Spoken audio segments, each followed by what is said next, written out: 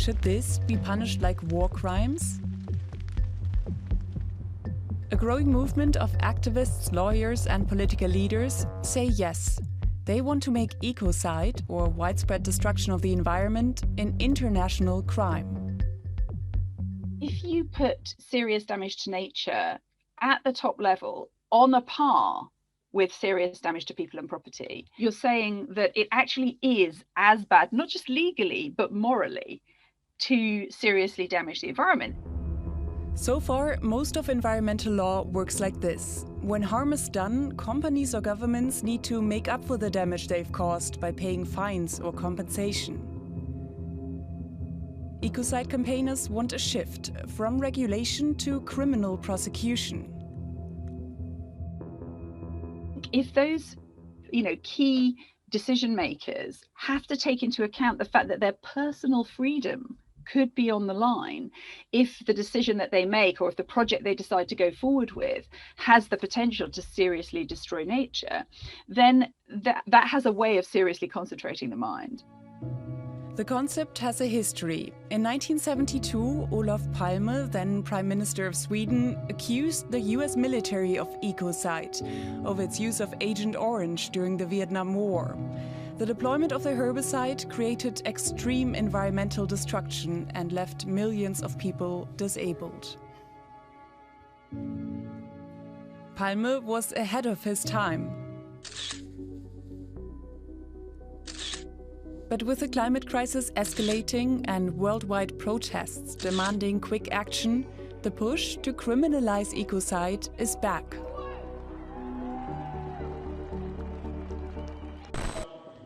In 2019, the small island state of Vanuatu was the first country to raise the issue before the International Criminal Court.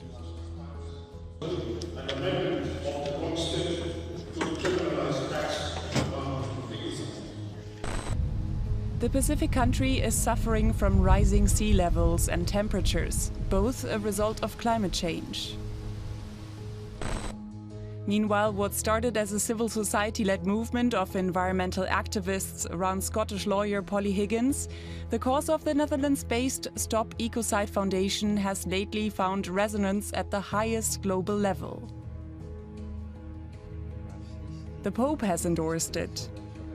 The European Parliament has discussed it. National parliaments in several countries around the world are in talks about it.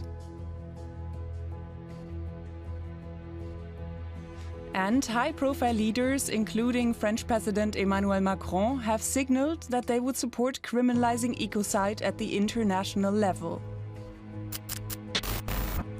So, does this mean we will see the Amazon rainforest taking a lawyer and suing illegal loggers before the ICC? Or are we expecting a CEO to be taken away in handcuffs anytime soon? Well, not yet. There has been no agreement over what actions legally constitute ecocide. What kind of magnitude amounts to an international crime? Do humans have to be harmed?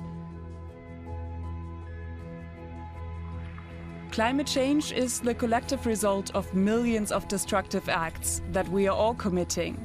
So how grave do these acts have to be in order to make someone a climate criminal?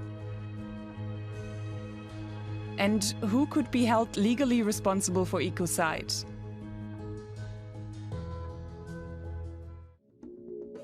Determining that, not an easy task for the international team of lawyers who spent the past 6 months working on a definition of ecocide that could be legally robust. This is what they came up with. Ecocide means unlawful or wanton acts committed with knowledge that there is a substantial likelihood of severe and either widespread or long-term damage to the environment being caused by those acts.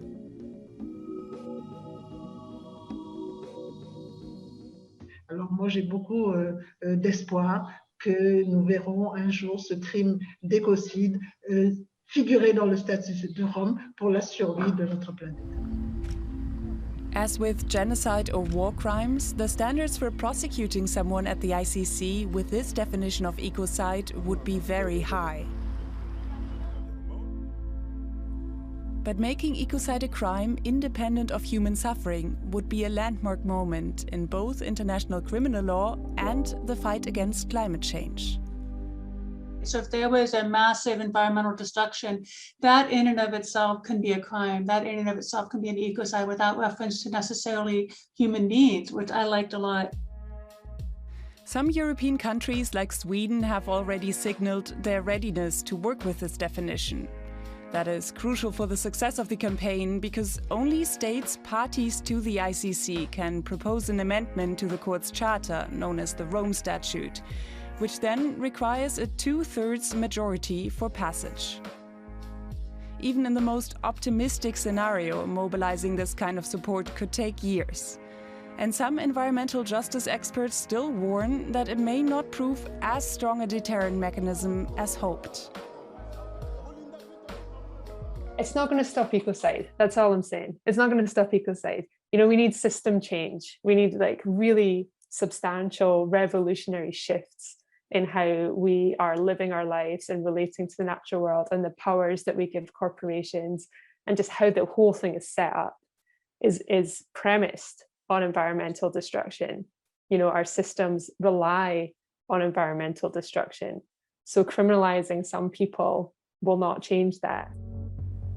For now, the idea of charging humans with ecocide may seem idealistic, but it is exactly that shift in mindset that may soon be required.